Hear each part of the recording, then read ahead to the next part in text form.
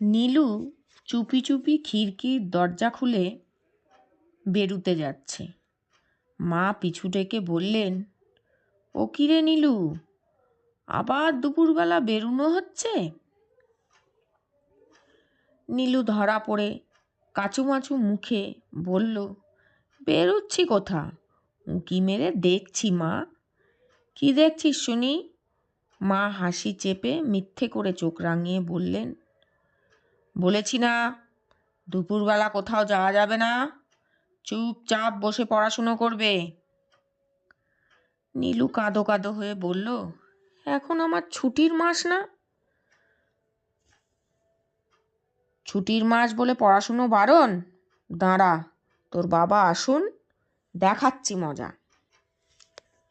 নমস্কার শ্রোতাগণ, শুরু করেছি আজকের গল্প লেখক সৈয়দ মুস্তাফা সিরাজের লেখা কিশোর রহস্য সম্ভার হতে তিতি ও একটা বাজ পাখি। এটি প্রথম পর্ব। মায়ের শাসানি শুনে নীলু আরও ভড়কে গেল, কিন্তু তার মন তখন বাইরে মল্লিকদের বাগানে চলে গেছে। ওই যে বাজ পড়া ন্যাড়া নারকেল গাছটা ভূতের মতো দাঁড়িয়ে আছে, তার মাথায় বসে আছে একটা সাদা ছোট্ট পায়রা। পায়রাটার নাম তিতি। তিতিকে সে এতটুকুন থেকে পুষে মানুষ করেছে। হ্যাঁ, মানুষ করেছে বই কি। ওই যে তিতি কখন নীলুর অজান্তে জানলা গলে পালিয়েছে আর ছোট্ট সাদা ডানা দুটো মেলে উড়ে গিয়ে বসে আছে কন্ধ কাটা নারকেল গাছের ডগায়। অথচ নীলু তিতি বলে ডাকলেই মানুষের মতো সাড়া দেবে। পায়রাটা নীলুর কথা মানুষের মতোই বুঝতে পারে, কিন্তু মাঝে মাঝে বড্ড দুষ্টুমিও করে। সেই হয়েছে নীলুর মাথা ব্যথা। মাঝে মাঝে কখন চুপি চুপি কেটে পড়ে, আর কেন কে জানে। ওই ভুতুড়ে নারকেল গাছটা ওর ভারী পছন্দ।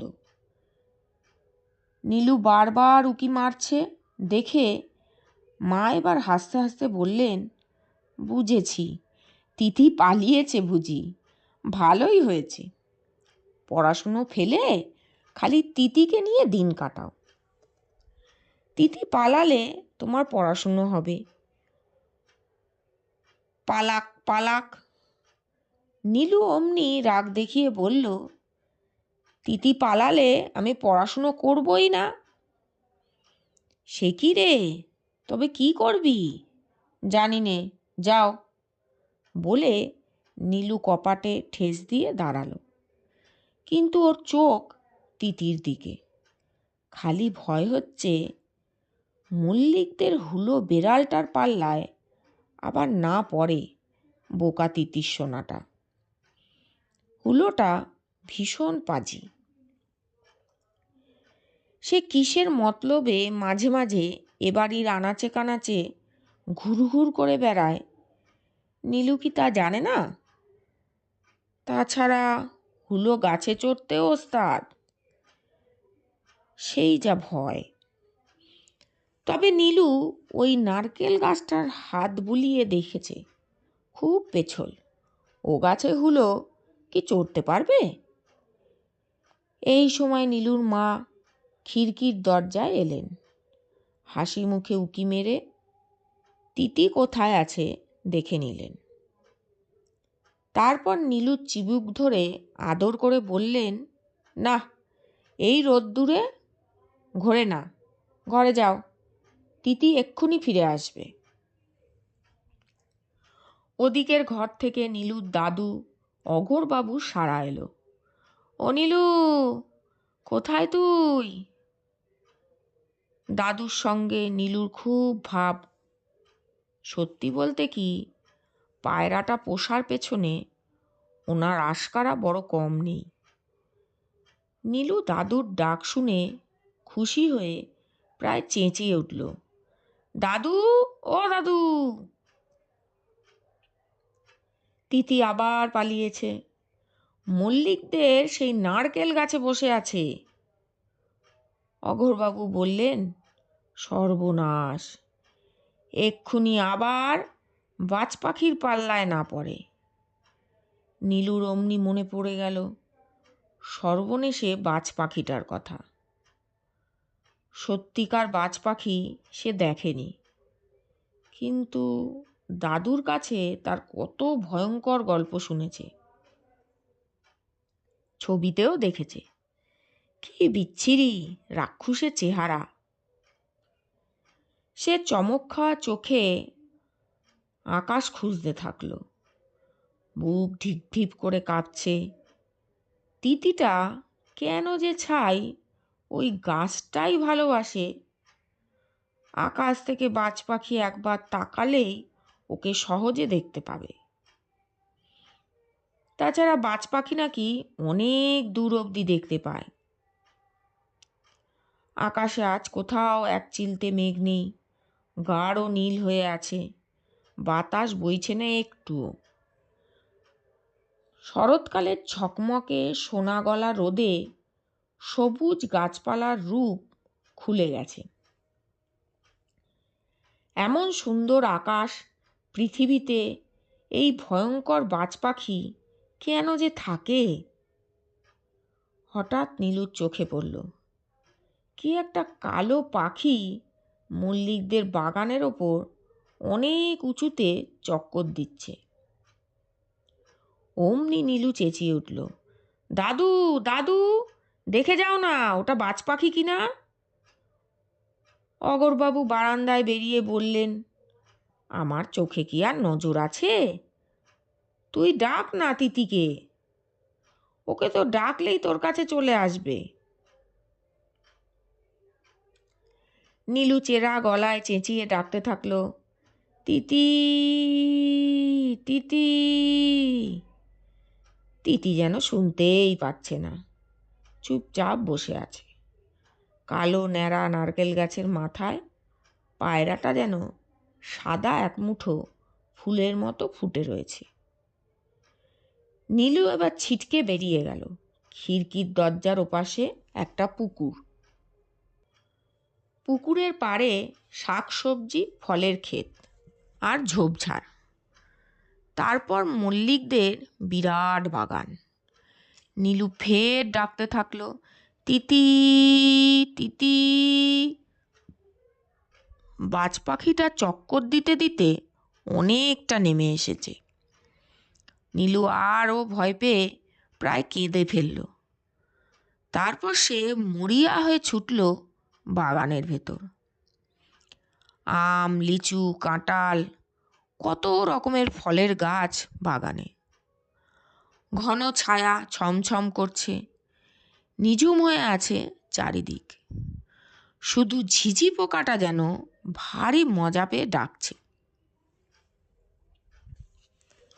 বড্ড কুচুটে ওই ঝিঝি পোকাটা। এতক্ষণ বাগানে কত পাখপাখালি ডাকছিল। আকাশের ওই ভয়ঙ্করের ভয়ে তারা চুপ করে গেছে এখন।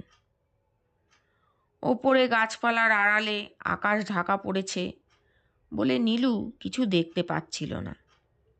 একবার কানে এলো মা তাকে ডাকছেন, কিন্তু গ্রাহ্য করল না নীলু। সে নারকেল গাছটার দিকে দৌড়চ্ছিল। নারকেল গাছটার কাছাকাছি আসতেই হঠাৎ আরেক বিপদ এসে পড়ল। মল্লিকদের একটা প্রকাণ্ড কুকুর আছে। সেটা দিশি কুকুর, তার নাম ভুলো। হঠাৎ এক সময় ভুলোর গর্জন শোনা গেল। ভুলোও বড় বদমাস, হুলো বেড়ালটার মতোই। কিন্তু হুলোকে নীলু ভয় পায় না, বরং হুলোই তাকে দেখলে গা ঢাকা দিতে দেরি করে না। ভুলোটা কিন্তু তার উল্টো, একেবারে বাঘের মতো হাঁক মেরে দাঁত বের করে ছুটে আসে। নীলু ভুলোর সাড়া পেয়ে থমকে দাঁড়িয়েছিল। একটু পরেই ভুলোকে ঝোপঝাড়ের ফাঁক দিয়ে বিরাট ভঙ্গিতে আসতে দেখল সে। নীলু ভাঙা গলায় চেঁচিয়ে উঠল, দাদু দাদু, ভুলো আসছে যে। অমনি মাথার ওপর আকাশে প্রচণ্ড একটা শব্দ হলো, ডুডুম। কানে তালা ধরে গেল নীলুর। তারপর একটা অবিশ্বাস্য কাণ্ড ঘটতে দেখল সে। সামনে ফাঁকা জায়গাটায় এসেই ভুলো ওই ডুডুম আওয়াজে থমকে দাঁড়ালো। আর ঠিক তক্ষুনি কি একটা ওপর থেকে তার সামনে ঝুপ করে পড়ল। ভুলো সঙ্গে সঙ্গে সেই আকাশ থেকে পড়া জিনিসটার ওপর ঝাঁপ দিল, সেটাকে কামড়ে ধরল। নীলু অবাক হয়ে দেখল ওটা একটা পাখি, দেখতে চিলের মতো, ডাঙার রং ছাইয়ের মতো একটু বাদামি ছিটে আছে। তক্ষুনি নীলু টের পেল ওটা বাজ পাখি ছাড়া কিছু নয়।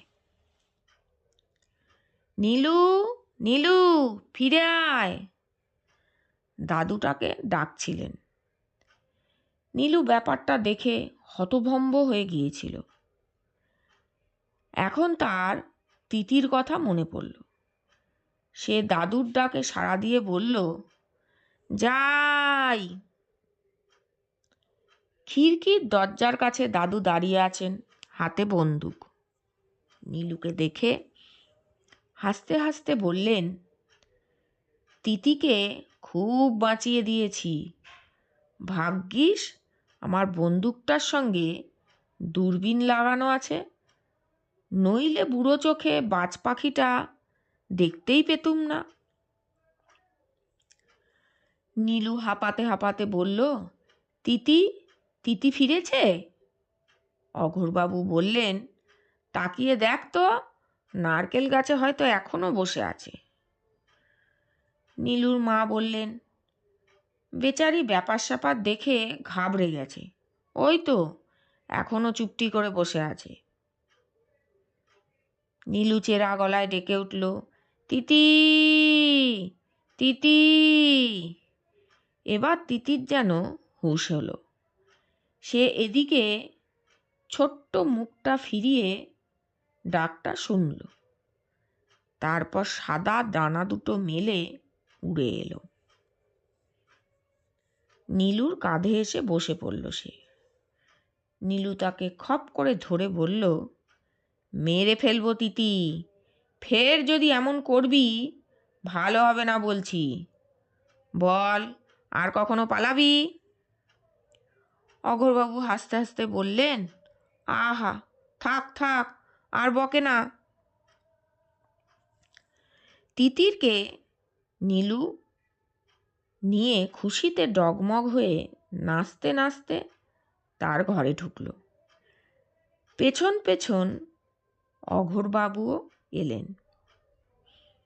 নীলুর হাত থেকে পায়রাটা উড়ে গিয়ে আলমারির মাথায় গিয়ে বসল।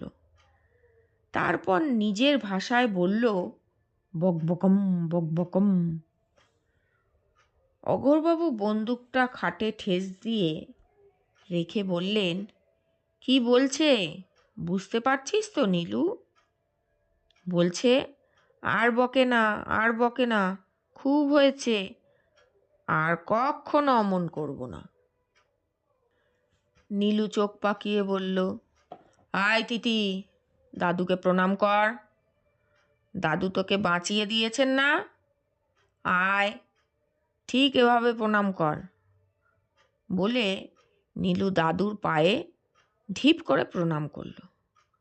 আশ্চর্য, পায়রাটাও তক্ষুনি উড়ে এসে অঘোরবাবুর পায়ে এসে ঠোঁট ঠেকালো। নীলুর মা দরজার কাছে দাঁড়িয়ে অবাক হয়ে দেখছিলেন। বললেন, তিতি নিশ্চয়ই আগের জন্মে মানুষ ছিল, একেবারে মানুষের মতো বুদ্ধি।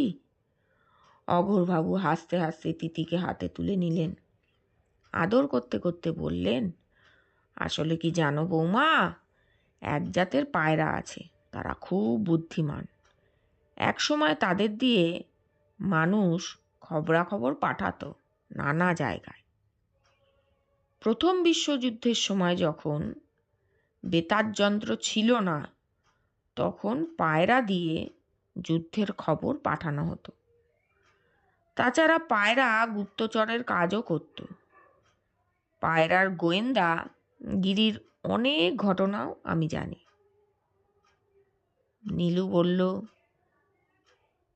তিতিকে গোয়েন্দা করব দাদু। অঘোরবাবু বললেন, তিতি গোয়েন্দা হয়েই জন্মেছে, দেখবে কত অদ্ভুত কাণ্ড সে করবে। তবে ওকে আরও ভালোভাবে ট্রেনিং দিতে হবে। নীলু নাচতে নাচতে বলল, ও দাদু, দাও না ওকে ট্রেনিং।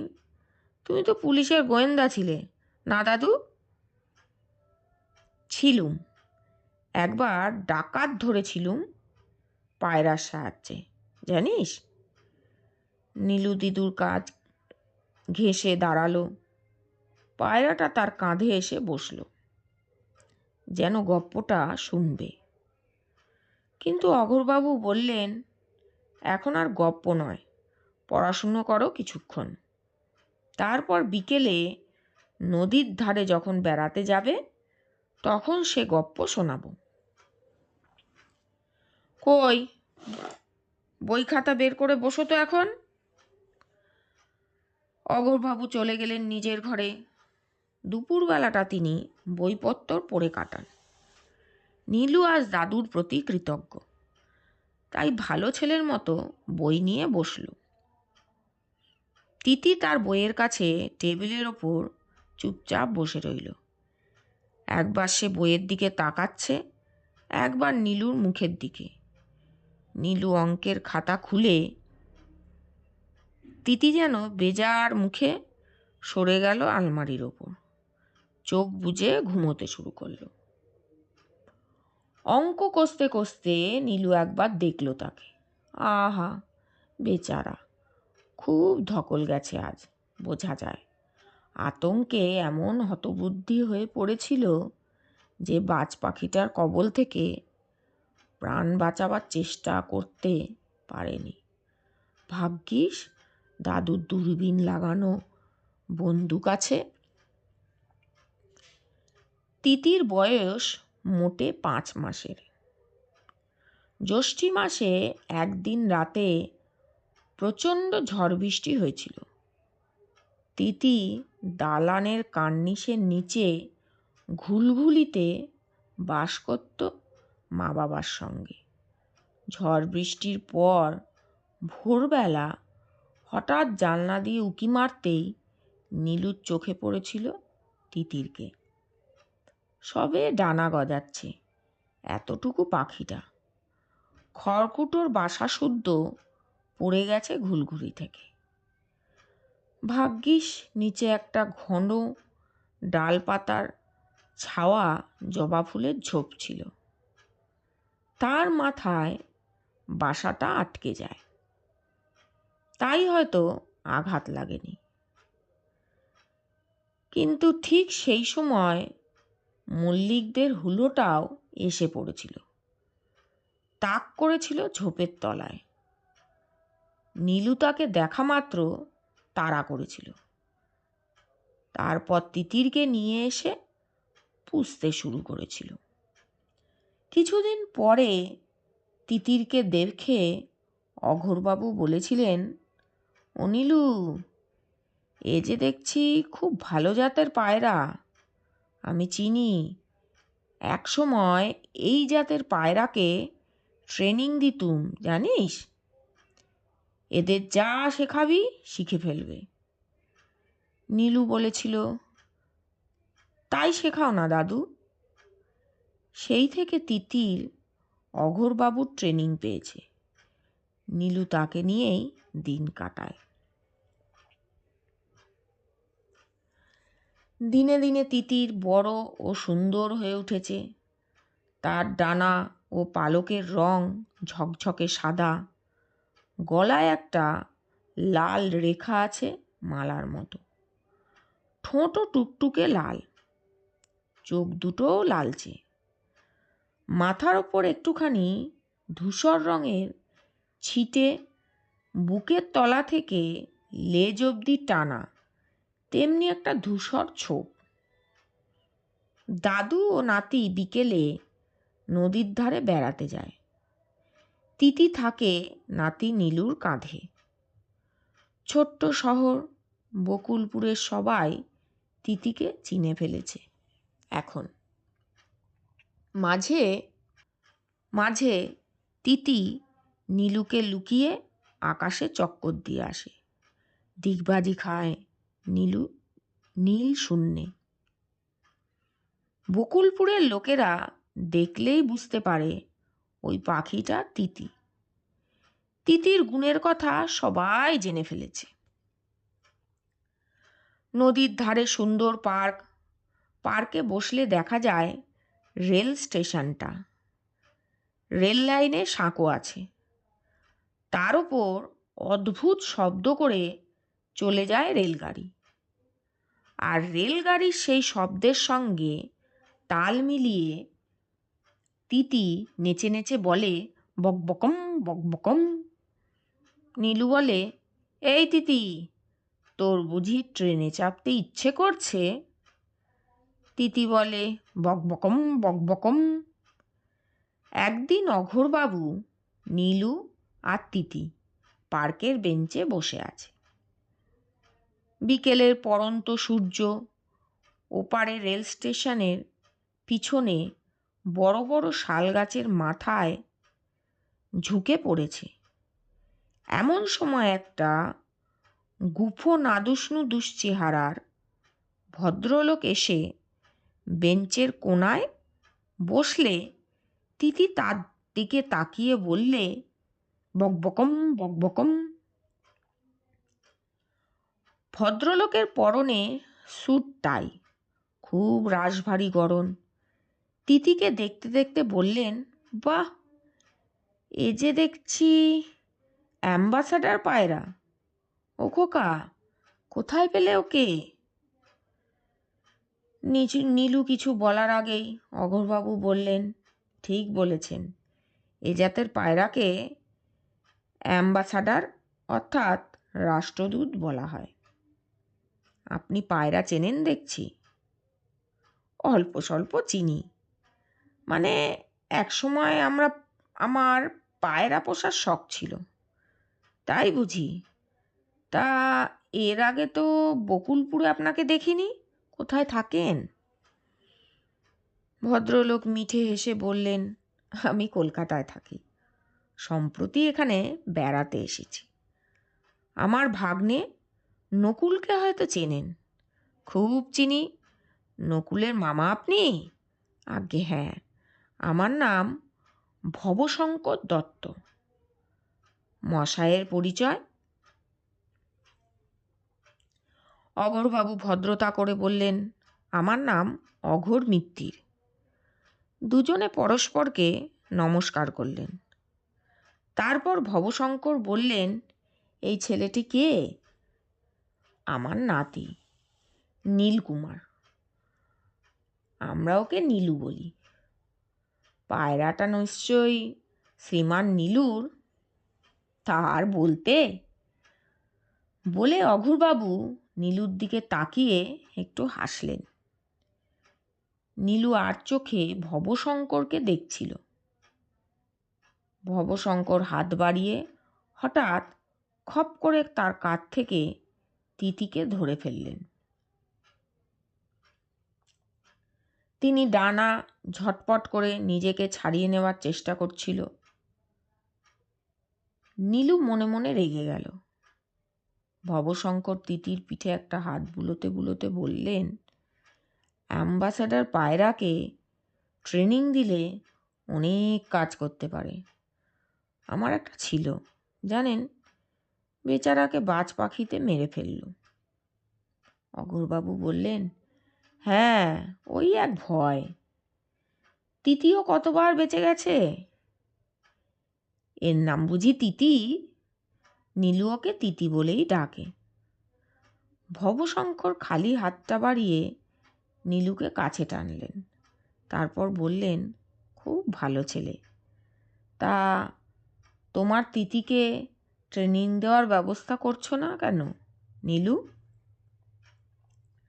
নীলু বলল, দাদু ওকে কেন ট্রেনিং দিচ্ছেন না? দাদু তো পায়রা ট্রেনিং। অঘোরবাবুর নাতির কথা কেড়ে নিয়ে বললেন, একটু আধটু জানতুম, মানে একসময় আমারও আপনার মতো এসব ছিল। ভবশঙ্কর খুশি হয়ে বললেন, বাহ, তাহলে তো খুব ভালো কথা। তা মিত্তির মশাই, কতটা ট্রেনিং হলো তিতির? যেমন ধরুন, আমি যদি বলি, তিতি যাও তো বাবা, ওই উঁচু গাছের ডগা থেকে একটা পাতা ছিঁড়ে আনো, আনবে? নীলু বলল, আনবে না মানে? আমি বললেই আনবে। আর কেউ বললে আনবে না? না। নীলু হাসল। ভবশঙ্কর মিটিমিটি হেসে বললেন, যদি ঠিকঠাক ট্রেনিং পেয়ে থাকে তাহলে ও সবার কথা শুনবে, দেখবে। বলে ভবশঙ্কর তিতির পিঠে হাত বুলিয়ে শীষ দিলেন 3 বার। তারপর আঙুল তুলে বললেন, ওই গাছের ডগা থেকে একটা পাতা চাই, যাও। তারপর মুখ দিয়ে অদ্ভুত শি শি শব্দ করতে থাকলেন। সেই সঙ্গে তিতির ডানার ভেতর আঙুল ঢুকিয়ে খোঁচা দিলেন। আর অবাক কাণ্ড, তিতি উড়ে চলে গেল সেই উঁচু গাছটার দিকে। একটু পরে তিতি একটা ছেঁড়া পাতা ঠোঁটে নিয়ে ফিরে এলো। ভবশঙ্করের কোলে এসে বসল। ভবশঙ্কর চোখ নাচিয়ে বললেন, দেখলেন তো নীলু? নীলু অবাক হয়ে তাকিয়েছিল। তিতির ওপর তার রাগও হয়েছে। তুই তো ভারী অকৃতজ্ঞ তিতি, তা অজানা লোকের হুকুম তালিম করে বসলি, লজ্জা করে না তোর? তুই আমার না ওই লোকটার? অঘোরবাবু বললেন, আপনি তো দেখছি পাকা ট্রেনার মশাই। ভবশঙ্কর বললেন, আসলে কি জানেন, কতকগুলো ইশারা আছে যা ওই জাতের সব পায়রা বোঝে। এই ইশারাগুলো জানা চাই। বললুম না, আমি একসময় পায়রা নিয়ে কত রকম পরীক্ষা করেছি।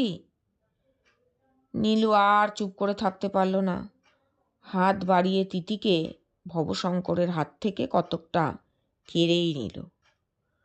ভবশঙ্কর হো হো করে হেসে ফেললেন।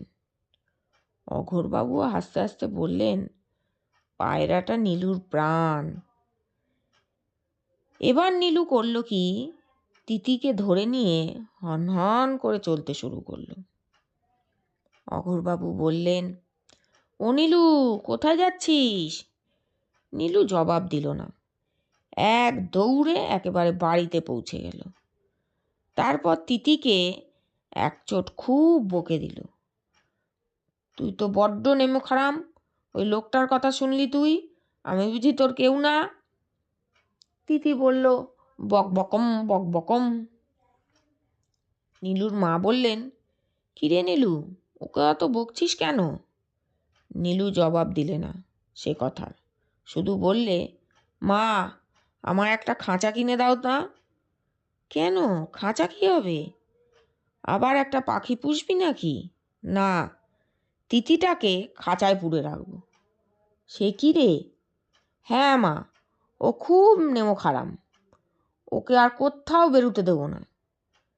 কিছুক্ষণ পরে অঘোরবাবু বাড়ি ফিরলেন, সঙ্গে সেই ভবশঙ্কর বাবু। নীলু উঁকি মেরে দেখলে গুম হয়ে গেল, ঘর থেকে বেরুলো না। দাদু ওই লোকটাকে এত খাতির করছেন দেখে তার রাগ হচ্ছিল।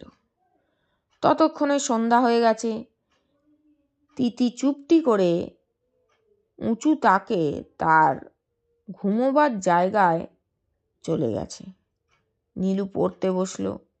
মাস্টারমশাই আসার সময় হয়েছে। নীলুর আর কোনো ভাই বা বোন নেই, তাই মা তাকে সব সময় কাছে রাখতে চায়।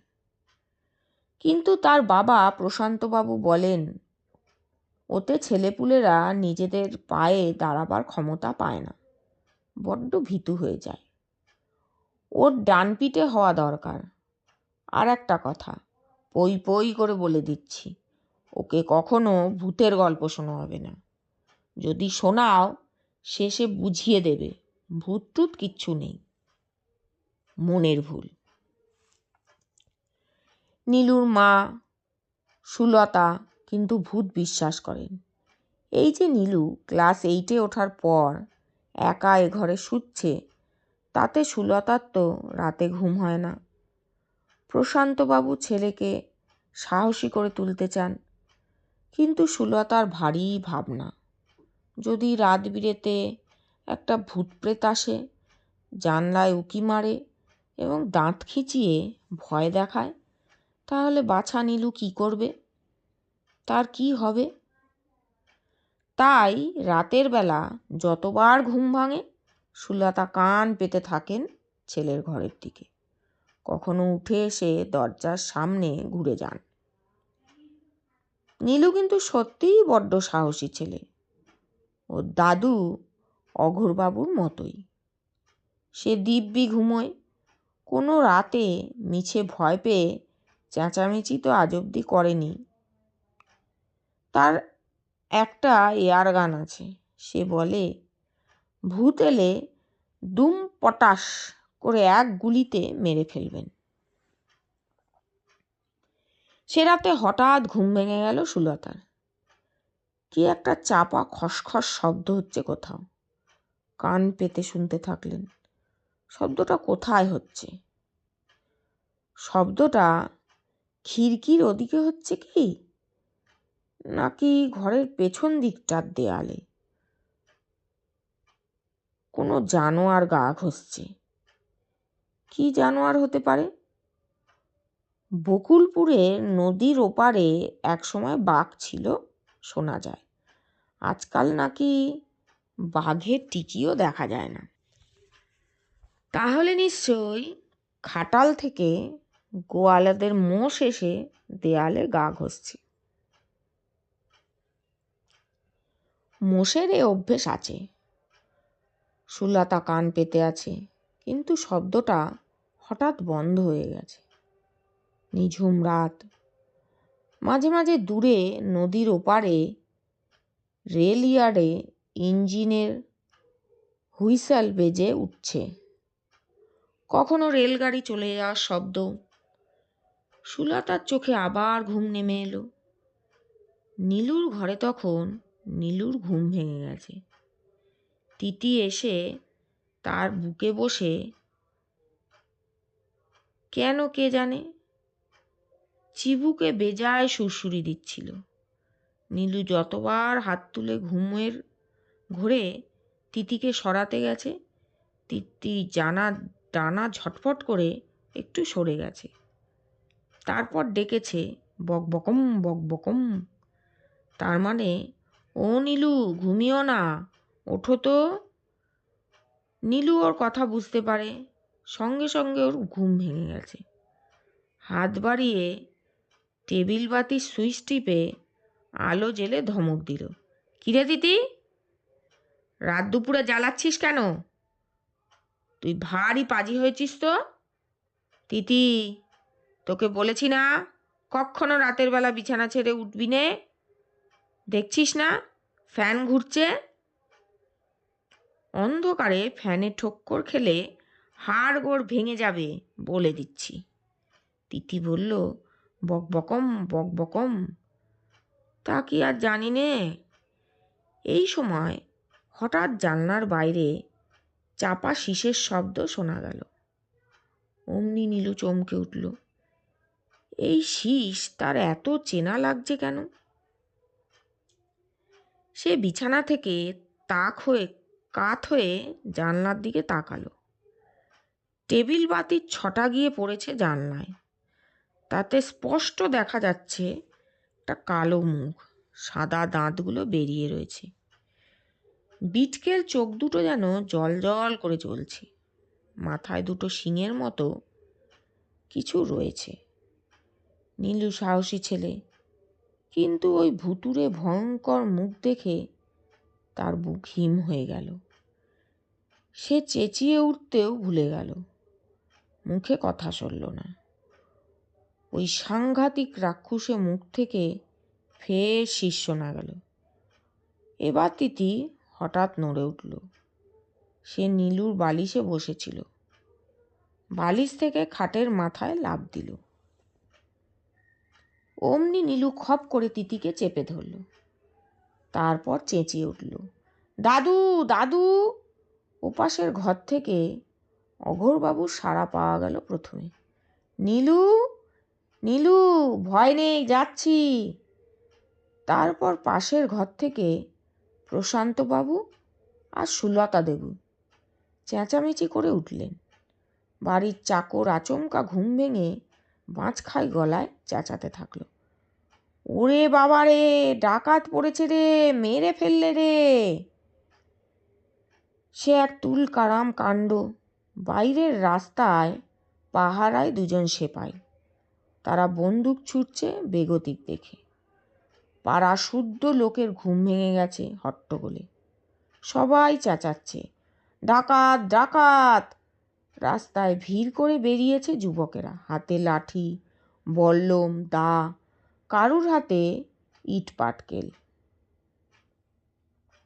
বকুলপুরে রাত দুপুরে ভীষণ গণ্ডগোল শুরু হয়ে গেল, কিন্তু কেউ জানে না ডাকাত পড়েছে কোন বাড়িতে। ততক্ষণে জানলা থেকে ভয়ঙ্কর মুখটা উধাও। নীলু তিতিকে ছাড়েনি, দরজা খুলে দিয়েছে। দাদু, বাবা, মা ঘরে ঢুকেছেন।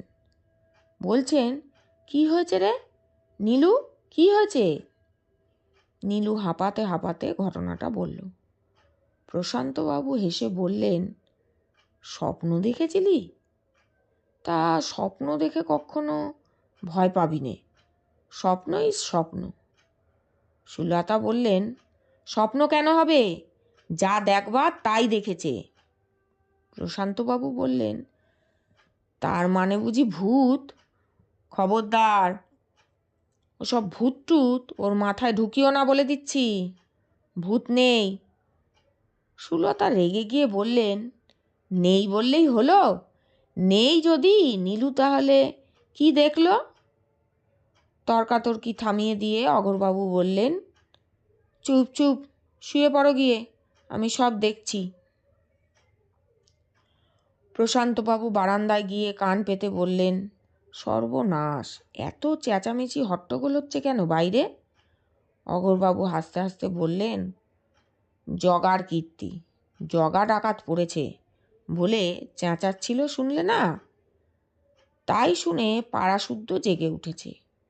সেপাইরা বন্দুকও ছুঁড়েছে। জগাটা বড্ড ভীতু যে। চাকর জগা বুড়োকর্তার ধমক খাওয়ার ভয়ে নিজের বিছানায় শুয়ে পড়ল। মিছিমিছি নাক ডাকতে শুরু করল। প্রশান্তবাবু ও সুলতা চলে গেলেন ঘুমোতে। অঘোরবাবুই আসলে বাড়ির কর্তা, তার কথা না মানলে রক্ষে নেই। তাছাড়া নীলুর কাছে অঘোরবাবু যখন রয়েছেন, তখন নীলুর গায়ে আঁচড় কাটে কে? ভূত কেন, ভূতের কর্তা বাবার সাধ্যি নেই, আর সে আনাচে কানাচে এসে ওত পাতে। অঘোরবাবু একসময় পুলিশের গোয়েন্দা দপ্তরে বড় কর্তা ছিলেন, কে না জানে এ কথা। বাইরে ততক্ষণে সবাই চুপ করেছে, কেউ কোনো হদিশ পায়নি কোথায় ডাকাত পড়ল কিংবা সাংঘাতিক কিছু ঘটল। কেউ বলতে পারল না। তখন সেপাই দুটোকেই সবাই বকলেন খুব, কেন ওরা মিছিমিছি বন্দুক ছুঁড়ে ঘুম ভাঙিয়েছে সবার। সেপাই চৌবেজি আর মর্দন সিং গতিক বুঝে কেটে পড়েছে।